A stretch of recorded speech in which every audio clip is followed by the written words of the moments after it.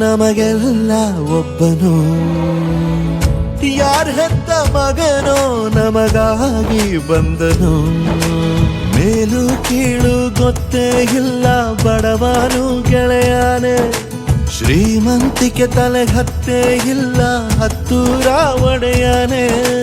ನಿನ್ನ ಹೆಸರು ನಿಂದೇ ಬೆವರು, ತಾನು ಬೆಳೆದು ತನ್ನವರನ್ನು ಬೆಳೆಸೋ ಗುಣ. ನೇರ ನುಡಿಗೆ ಸತ್ಯದೆಡೆಗೆ ಮಾಡಿದ